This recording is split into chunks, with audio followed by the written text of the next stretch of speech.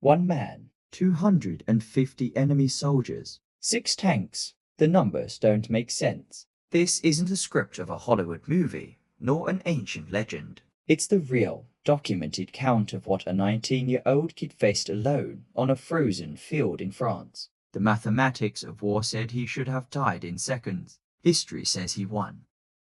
His bravery, however, wasn't just in attacking, but in his stubborn refusal to retreat. Sick or wounded, he would refuse to leave the front line, to the point of having to be forcibly dragged to an aid station. Even after being shot and developing gangrene, he discharged himself from the hospital to return to his men. For him, leaving his comrades behind was a wound worse than any bullet. It was a matter of code. Far from the movie sets, in the silence of the night, the war continued. Murphy was haunted by his memories, suffering from what we now know as post-traumatic stress disorder. He slept with a loaded pistol under his pillow and was plagued by insomnia and depression. The same hypervigilance that kept him alive in France was stealing his sleep in California. America's hero couldn't find peace in his own home. And what if I told you that this one-man army was 5'5", weighed less than 110 pounds, and was called Baby by his fellow soldiers? It seems impossible, but that is the paradoxical truth of Audie Murphy. We are taught that wars are won by armies and machines, but this is the day a boy proved that the human will is the most powerful weapon that exists. January 1945, in the Colmar Pocket, France. The setting was not just a battlefield. It was a frozen hell. Snow covered everything, and the biting cold was an enemy as dangerous as the Germans. Murphy's B Company, which once had over 120 men, was now a ghost of its former self, reduced to just 40 exhausted souls. And in command of it all, a 19-year-old lieutenant who already looked as if he had aged a century. Now, the final reflection is for you. We all face our own armies, a challenge in our career, a personal problem, a crisis that seems too big to handle. The question Murphy's story asks us is, what is your hardest battle today? And more importantly, what's your excuse for not facing it, now that you've seen what a 19-year-old boy was capable of doing? In this video, we will take you to the heart of the most lopsided battle of World War II. You won't just learn the story of America's most decorated soldier. You will understand the mindset of a man who, when confronted with the impossible, decided the rules of logic did not apply to him. Prepare yourself for the story that defies reality. To understand the situation, let's use an analogy. Imagine being the captain of a team in the most important game of your life. Now, imagine most of your team has been sent home. You're exhausted and injured, and the opponent has just put 250 players on the field against you. There is no strategy for that. It's a situation of certain annihilation, one where the only logical decision is to leave the field. If stories like Audie Murphy's, which prove that the human spirit is the most powerful force in the universe, inspire you, then this is your place. Subscribe to the channel and turn on notifications, because legends like him deserve to be remembered, and their lessons learned and applied by us all. Long before Audie Murphy ever wore a uniform or received a medal, his armor was forged in the harshest of battles.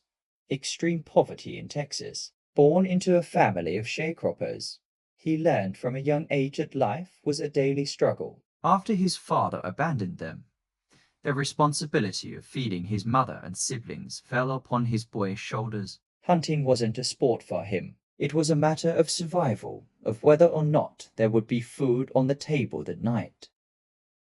And then he did the unthinkable. He ran toward the danger, climbing onto the hull of the burning tank destroyer that could explode at any second. He didn't just climb onto a burning vehicle. He transformed the symbol of his imminent defeat into his fortress. He took the worst spot on the battlefield and turned it into the only place from which victory was possible. And as he himself would later say with irony, for the first time in 3 days, his feet were warm.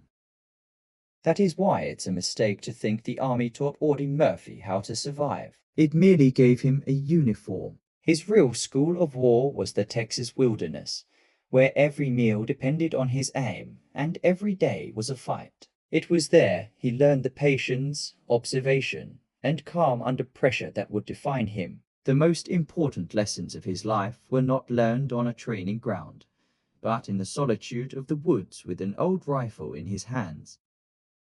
For 1 full hour, that boy from Texas became a one-man army. With one hand, he spat fire with the .50 caliber machine gun. With the other, he called in artillery on his own position, telling the terrified operator, "Hold the phone, and I'll let you talk to one of the bastards."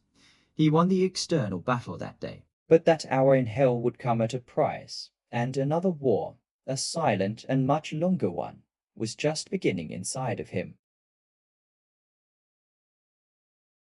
The war, therefore, did not harden him. It merely found a man who was already made of steel. When he finally enlisted, the army wasn't getting a naive kid to be molded, but a ready-made weapon, a predator forged by necessity. And this boy, whom life had already tried to break in every possible way, was about to show the most feared army in Europe what true resilience meant. After the war, America needed a hero, and Audie Murphy was the perfect embodiment. He went to Hollywood, and the poor boy from Texas became a movie star. To the world, he was proof that the war had a happy ending, that the hero could come home and live the American dream. The cameras loved him, and he starred in dozens of films, but the camera lens could only capture what was happening on the outside. When Audie Murphy landed in Europe, veteran soldiers must have seen just a kid, baby, who barely filled out his uniform. But that impression was short-lived. In Sicily and Italy, the kid began to do things that experienced men would hesitate to attempt. Alone, he would attack and destroy machine gun nests, and the promotions started coming faster than letters from home. It became clear to everyone that beneath that boyish face was an ancient warrior. But it was here that he fought his last and perhaps most important battle. Winning a war for the world to see is one thing. Winning the war inside your own mind, in the silence of your room, is another. Audie Murphy was one of the first to have the courage to admit that, even for America's greatest hero, the invisible wounds are the ones that take the longest to heal. And by speaking about his demons, he gave a voice to millions of other veterans. In October 1944, he achieved the unthinkable, earning 2 silver stars in 3 days and receiving a rare battlefield commission to officer. At just 19 years old, he already had a hero's resume that most soldiers couldn't achieve in 10 lifetimes. But all of this, every act of bravery and every medal, was just a rehearsal. Destiny was silently setting the stage for his most impossible act. The story of Audie Murphy leaves us with a powerful lesson. Our greatest battles are won not by the strength we appear to have, but by the resilience we refuse to lose. He proved to us that the disadvantages life imposes on us, be it size, origin, or bad luck, do not define our destiny. What defines us is the courage to climb onto our own burning tank when all seems lost. And it was on this stage of imminent annihilation that the sound of the impossible began to shake the frozen ground. First, the rumble of German tank engines, then the sight of 250 soldiers advancing through the snow. For any commander in their right mind, that would be the signal for a full retreat, to save what was left of his men. But Audie Murphy was about to show the world that the logic of war did not apply to him.